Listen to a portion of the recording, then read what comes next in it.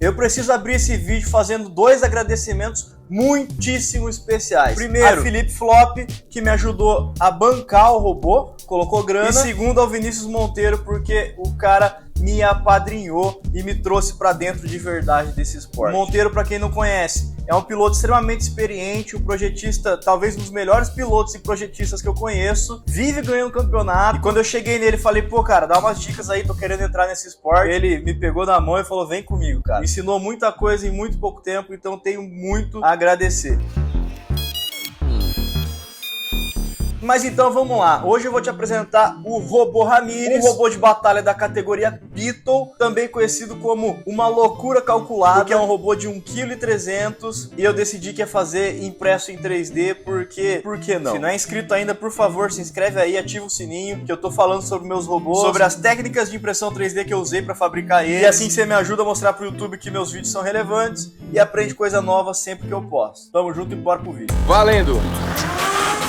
Na categoria Beetle, 1,3 kg, o que é mais comum de se ver é robô com uma arma de aço temperado e com uma estrutura de alumínio aeronáutico. Então, geralmente, tem uma galera na gringa que arrisca fazer em 3D. Se tinha no Brasil e eu não fiquei sabendo, me desculpa. Mas se tinha ou não quem faça, eu tinha meio que por obrigação fazer um robô na impressora 3D. Afinal de contas, é por causa disso que eu fiquei conhecido. E ó, vou te adiantar, me surpreendeu, viu? Fiquei bem feliz com o projetinho. Tem bastante coisa a ser melhorada, mas para uma estreia nessa categoria, tanto como piloto quanto como projetista e ainda testando várias técnicas e vários materiais, eu fiquei bem feliz com o Robô Ramírez. Se você tá se perguntando por que o bendito do robô chama Ramírez, é porque lá em 1900 e bolinha, quando eu jogava World of Warcraft, eu tinha um elfo paladino que ele era muito bom nas batalhas e chamava Ramírez, por isso que eu dei esse nome. Ramírez também é meu sobrenome, mas a homenagem foi lá pro meu paladino. Premissas essenciais de design que eu tive que levar em consideração. A categoria Beetle já é bem competitiva, talvez seja a mais competitiva no Brasil. Tem muito robô e muito robô bom, então eu não podia vacilar tanto assim. Eu queria muito entrar na impressão 3D, até tentei fazer em alumínio igual a todo mundo, mas eu tive várias dificuldades de encontrar fornecedor e de conseguir material. Eu falei, quer saber, cara, vou partir para impressão 3D que faz muito mais sentido comigo e com o meu conteúdo. Mas como eu tava arriscando muita coisa e os campeonatos geralmente são bem acirrados, eu preferi isolar algumas variáveis. Também tinha a questão de que o tempo pro primeiro campeonato era bem curto, então não podia tentar reinventar a roda. Falei com o Monteiro, ô Monteiro, você não tem nenhuma arma de robô que você já não usa mais, que já tá judiada, que você não vai mais usar, já tá parada pra me emprestar? Ele falou, tem sim, cara, vou pegar essa daqui. Então esse pedação de ferro aqui, essa arma, que por sinal pesa 400 gramas, foi o Monteiro que me emprestou. O motor que vai ali dentro também era o motor antigo do Monteiro, e ele me emprestou o motor e a arma e falou, cara, manda ver que vai dar bom. O robô atual dele é bem diferente desse meu, tem uma arma já bem poderosa, que é uma evolução dessa daqui, mas essa daqui continua sendo uma arma muito boa, então eu fiquei bem feliz assim. E desse jeito eu também não entro pelado na competição, tendo que reinventar a roda, reinventar tudo. Pelo menos a arma, eu sabia que se eu não fizesse nada muito grave, ela iria funcionar porque já foi testada, e aí eu tinha um pouco mais de liberdade para atacar essas técnicas usando a impressão 3D. Querendo ou não, um robô é uma junção de vários sistemas complexos, e quanto menor o número de sistemas eu precisar mexer, mais chance de sucesso lá na ponta. Mas assim, como a arma e o motor já me veio pronto, eu não podia passar a vergonha de fazer eles não funcionarem. Então dei todo o meu capricho para garantir que as fixações, os rolamentos, a correia, não sei o que lá, funcionasse direitinho. Até porque é bem importante a arma do robô funcionar certo. Outra premissa que eu queria levar em conta era dos materiais mais comuns de se encontrar, quais seriam possíveis de se usar num robô na impressão 3D. Já é muito comum a galera fazer isso aqui, né, que é uma proteção em TPU, impresso, dá super certo, mas eu queria testar outros materiais, inclusive o TPU, eu próprio, claro. Então, em casa eu testei TPU, PETG, ABS e asa. Por questão de valores de tabela, eu fui para competição com um robô impresso em asa e ABS. Então, essas partes aqui que iam receber impacto direto foram impressas em TPU, porque é o que todo mundo faz, mas aqui eu queria testar se aguenta, porque o pessoal geralmente faz em alumínio e eu precisava ter uma rigidez para a arma ficar no lugar, para a eletrônica ficar no lugar, mas fazer impresso em 3D. Utilizei asa, que é uma versão melhorada do ABS, digamos assim, e funcionou super bem. Testei com TPU TPU também, e por incrível que pareça, funcionou, não desalinhou a arma nem nada, mas a fixação do motor não ficou tão legal. E no fim das contas eu percebi que se pá, até ABS normal, esse verdinho aqui é ABS normal, vai funcionar também. Ah, sim, se você pegar um Alô, um Sombra, um Twin Beast na sua frente, esses robôs que são meio apelões demais, eu não boto a minha mão no fogo. Mas com os robôs que eu batalhei, com a pouca experiência em batalha que eu tive, esses materiais aguentaram. Outra premissa que eu levei muito em consideração foi poder ter peça de reposição muito fácil. Afinal de contas, eu imprimo em 3D, eu tenho várias impressoras 3D, eu tô tomando banho, eu tô imprimindo peça de reposição, eu tô dormindo, eu tô imprimindo peça de reposição, eu tô trabalhando no computador, eu tô imprimindo peça de reposição. Fui pra competição só com um pouquinho de peça de reposição, só nada muito, sabe? Não fui com muita peça não. Mas a premissa principal foi essa: usar um estilo de arma já validado, que é o Egg Beater, e além disso, como eu percebi que é recente o pessoal começar a usar TPU para fazer esses para-choques dos robôs, para absorver impacto, eu pensei, se isso aqui está funcionando tão bem para absorver impacto, talvez eu consiga fazer a estrutura interna do robô um pouco menos resistente, afinal de contas a absorção de impacto mais recente está muito boa.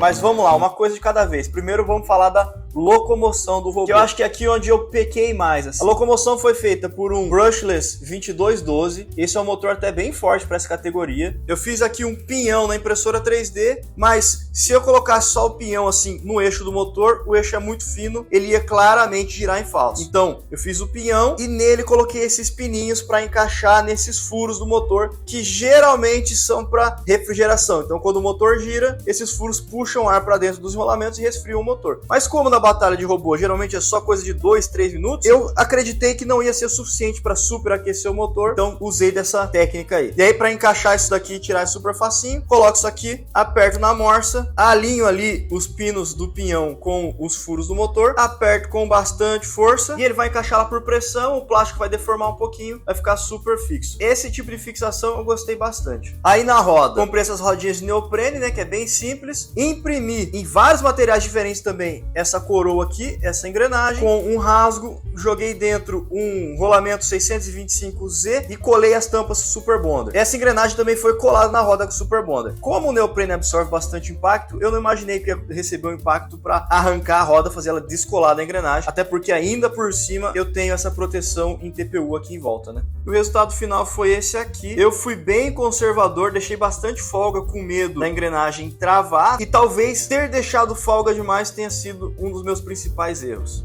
O robô funcionou, andou normal, vocês viram outros vídeos meus dele trabalhando em casa, batendo num robô de teste, funcionou bonitinho, andei pra ele com tudo que é lado, mas lá na batalha, na hora do vamos ver mesmo, na hora de empurrar outro robô pra parede, na hora de tomar pancada, que aí eu fui perceber que não é bem assim. Ele aguenta uma luta inteira tranquilo, mas dependendo, se eu me desesperar na hora de acelerar o robô, o peão gira rápido demais e come os dentes. Dá pra ver que ele comeu aqui e dá pra ver que eu deixei muito espaçado também, que eu poderia ter aproximado mais esse peão da engrenagem. Uma boa parte da galera faz tangenciado, que é o eixo do motor encostando direto no pneuzinho aqui da roda, e ele vai girando e por atrito ele vai transferindo o movimento. Mas eu, por incrível que pareça, por mais que todo mundo faça, tive uma certa dificuldade em fazer, porque primeiro, exige uma boa rigidez aqui dessa estrutura que vai segurar o motor e o eixo da roda, ela não pode entortar muito. Exige que esse material aqui aguente atrito e aquecimento, e o neoprene, por exemplo, não aguenta. Eu tentei no neoprene, ele come o neoprene rapidinho. Aí o que bastante gente faz é fazer a rodinha de borracha natural, fica muito resistente, fica muito bom, mas fica pesado, cara. Enquanto esse meu conjunto aqui deve pesar uns 30 gramas, só isso aqui deve ser uns 60. Aí beleza, tem gente que usina aqui dentro e tal, mas pra usinar a borracha em casa não foi tão fácil quanto eu gostaria na frezinha que eu tenho, não. Tentei fazer umas rodas de silicone também pra tangenciar, mas esse silicone, por mais que isso aqui seja mais duro, ainda assim não aguentou. Só tem um tipo de silicone que eu sei que aguenta, que é uma tal de resina PU ou silicone PU, mas esse aí custa tipo R$500, meio quilo, que é o que a maioria do pessoal usa. Meio quilo dá pra fazer roda pra caramba, mas sozinho eu não ia ter quinhentão pra desembolsar pra fazer roda não. Esse sisteminha acabou ficando muito mais barato. Sem falar que, de novo, impressão 3D,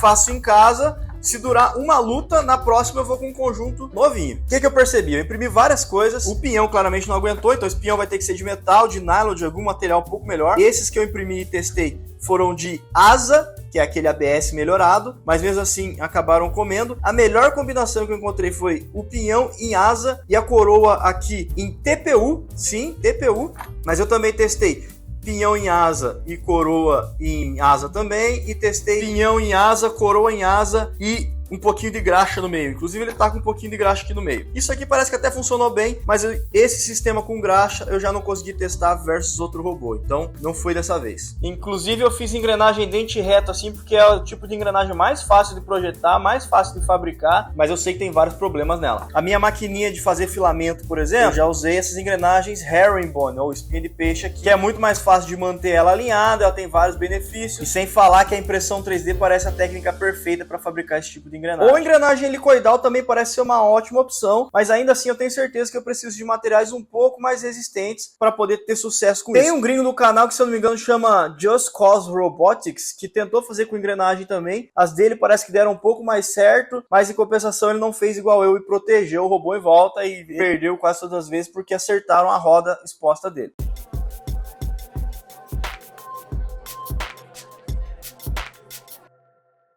Tá, mas e como é que eu fixei tudo isso? Bom, primeiro vamos lá. Essa é a lateral do meu robô. Aqui eu tenho essa entrada, onde eu passo o cabo do motor ali, o motor entra, aqui eu tenho os furos, eu coloco aquela chapinha de alumínio que vem e parafuso pela parte de trás do motor ali. Então o motor fica bem protegidinho e fica só esse pinhão exposto para fora. Parafuso M5, passo no meio da roda, tem um 625 ZZ, que é 5 mm os diâmetros do furo dele, espaçadorzinho, aí eu atravesso aqui, e aqui atrás eu tenho uma porca travante, encaixada ali. Como eu fiz o ressalto na impressão 3D certinho, olha lá, ela encaixou e tá presa ali tranquilo. Aí só parafusar aqui com a chave Allen, fica bem certinho. A estrutura do meu robô então é isso aqui, né? Duas laterais, uma apontando para cada lado. Aqui na frente eu tenho essa peça, que aqui vai fixar do motor da arma. Aqui passa a correia. E ali atrás eu tenho essa peça, inclusive essa daqui apanhou. Mas ó, por incrível que pareça, ela aguentou. Quebrou aqui, que era óbvio, né? Que não era estrutural. Mas a estrutura ficou inteira. Então isso aqui vai ali atrás. E aqui eu fiz o sisteminha de encaixe. Ele encaixa com bastante pressão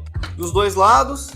Aqui a parte de trás tem uma gavetinha ali. E aí essa parte que sobrou aqui embaixo, um pouquinho de policarbonato, que eu usei transparente para poder ver os LEDs internos mais fácil. E aqui em cima uma tampa de policarbonato também. Cada uma dessas 4 peças leva tipo 3 horas para fabricar, 4 horas. Então se acontece de você ter 4 impressoras na sua instituição de ensino, na faculdade, na empresa onde for, você consegue fabricar a estrutura inteira do robô em coisa de 4 horas. Agora, se você tem uma impressora 3D só, aí é 4 horas vezes 4, né? Vai levar 16 horas para fabricar. Ainda assim, não é muito tempo. Eu admito que eu flertei muito com a ideia de imprimir uma única peça, que vai ficar muito mais rígido, vai ficar muito mais resistente, mas, muito mais difícil de montar, e 2, independente de eu ter 20 impressoras, uma única peça é feita em uma única impressora, então talvez eu levasse 18 horas para fabricar um robô desse, sem falar na chance de dar pau na impressão, e eu acabar perdendo a peça, e lá. E o prazo do campeonato tava meio... Claro, além de encaixada essas peças, elas são furadas e eu passo e atravesso o meu robô 3 barras roscadas de 3 milímetros. Então aqui é uma barra roscada de 3 milímetros, comprei uma barra de 1 metro e cortei mesmo e atravessei aqui pra prender a arma, porque aqui eu achava bem crítico que a arma poderia, no impacto, abrir, né? Aqui também, nessa coluna principal, passa outra barra roscada, dá pra ver a porca ali de um lado e a porca aqui do outro. E aqui atrás também tem mais uma barra roscada passando. As porcas estão escondidas por essa proteção aqui. Então eu tenho essas 3 barras roscadas travando o robô de assim. Aqui nessa torre lateral, né, tem um encaixe pro rolamento da arma. Eu colo o rolamento aqui. Toda a fixação, seja do TPU aqui e todas as peças que são fixadas aqui nessas torres, do lado de cá, né, do lado de dentro, eu tenho uma porquinha M3 que eu fiz o rebaixo já no projeto na impressão 3D, inclusive essa peça aqui tá bem feia. E depois eu só encaixo ela ali por pressão e se quiser dar mais um grauzinho, eu coloco um pinguinho de Super Bond. Mas claro que eu não ia aceitar levar pancada direto no ABS, né? Então eu fiz aqui esse dentinho de proteção saindo pra cá, que aqui eu acho que era o impacto mais crítico. Então eu deixei ele bem gordinho aqui, isso aqui é TPU, e fixei com 2 parafusos, um aqui e um aqui. Aqui eu também tenho um rebaixo pra eu encaixar certinho. E eu não senti necessidade, mas se quisesse eu poderia passar Super Bonder ou Araldite aqui e colar essa parte no ABS bem de boa. Ah, e claro, a barra roscada que atravessa pra segurar as torres pra elas não abrirem, também seguram essa proteçãozinha aqui, né? Os para-choques laterais não tem muito segredo,